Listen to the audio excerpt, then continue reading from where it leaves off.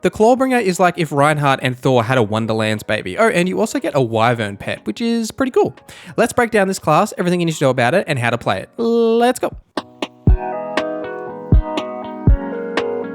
The Clawbringer focuses on fire and lightning damage. This is my main class that I've played throughout my Wonderlands playthrough, and while it's a lot of fun, there is a lot happening in this class and it can be hard to get maximum value out of everything in this class. Firstly, let's break down the class feat and the active skills, and then we'll get into the nitty gritty. So the class feat here is the Wyvern Companion. The Clawbringer is accompanied by a Wyvern Companion that flies through the environment and attacks enemies with its claws and fire breath. Increases to the Fate Maker's damage also apply to its companions. And as a little pro tip, you can ping enemies to have your companion target them. So when you ping them, the Wyvern will go immediately and attack them. So you can set them on bosses or any side of specific creatures that you want to deal with in combat.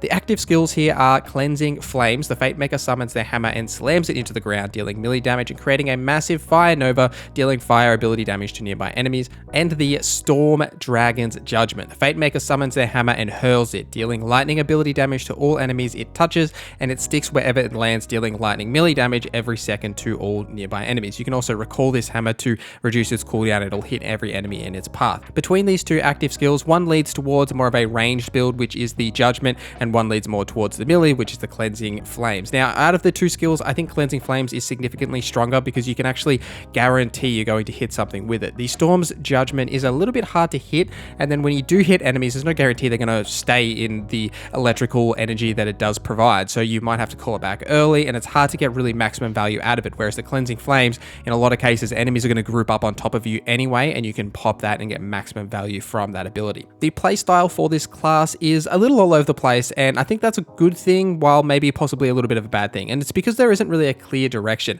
A lot of the skills in this class do different things. So you've got skills that buff your allies, you've got skills that buff your companion pet, you've got skills that buff your melee damage or your gun damage, or just your overall survivability in increasing your ward and other things, and it's because of this it can be a little hard to find the value that comes from this class, and I think it's best played as a mixture between ranged and melee because you do get those increases to both your gun damage and your melee damage, weaving in and out of close range as needed, dealing that close range damage and then dealing some range damage and floating between those two areas. The Cleansing Flames, as mentioned, is definitely stronger than the hammer in my opinion, so I'd be using this as your active skill. Getting a decent shotgun or SMG, something that is a close range weapon, goes really well with this build, so you can guarantee that close range value and higher damage in those close ranges, and then follow up with Cleansing Flames. When picking a background, I would personally pick the Failed Monk because this increases your wisdom, and wisdom does status damage. Now, status damage is important because when you do things like fire damage or electrocution, those kind of status effects, that's the damage is going to increase, and because this class is all about fire and lightning damage, the more status damage you do,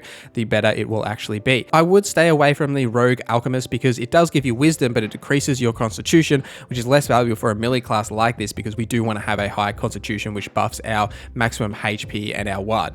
For your hero point allocations, I would be putting them in wisdom as mentioned, same as your background for that status damage, and then putting it into constitution to increase your max HP and your ward. It's great for melee because you are going to be in melee damage a lot, and then you could put some points into strength and dexterity to increase your critical hit chance and your crit damage, but this is really good for any build really. If you're not really sure where to put any of your hero points, just dump them in strength and dex for that crit hit chance and crit damage. Now let's talk about mixing this class with a secondary class. Now I've tried all of them for this class, and this class is a mixed bag because the skills are so broad that there is a lot that you could really choose to go here. Now if you want to go the melee route, you can easily pair this class with the Berserker, further buffing your melee damage, plus the synergy with the Clawbringer's elemental damage bonuses you get and the Berserker's frost damage that it does, and its frost damage being the main focus there. Plus you get access to the Enraged buff, which will increase your frost damage when you do deal an active skill, and you also get access to the Feral Surge skill, which is a better version of Cleansing Flames in my opinion because it instantly kills enemies that are below 20% health, and it resets the cooldown if it does kill an enemy, so you can just keep spamming this ability in melee range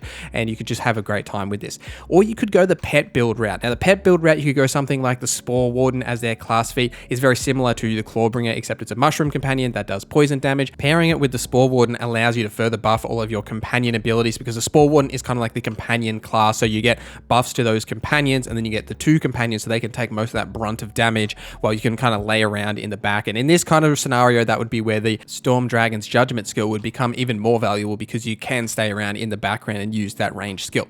Some quick class tips for playing this class is you want to get gear that buffs your melee damage if you're focusing on the melee damage direction. So your enchantments, any kind of gear that buffs melee damage, that's what you want to focus on for your gear. You will occasionally see a different melee animation when you do melee damage, and I believe this means that you have caused a critical hit. It seems like that's what happens. I can't figure out a way to make these different animations just permanently occur. It seems to be tied to if I do a critical hit. And you can always ground slam, and if you jump and then crouch, you will do a ground slam, which is like an AoE melee attack, and if you're focusing on that melee direction, it's a great skill to use, as otherwise you're just going to be hacking and slashing with your melee weapon. If you're not sure what class to pick, go and check out my class guide, which goes through all 6 classes, their strengths and weaknesses, and why you should pick them. Thank you for watching this video till the end. Thank you to our members for supporting the channel. My name is Norza, and I hope you have a great day.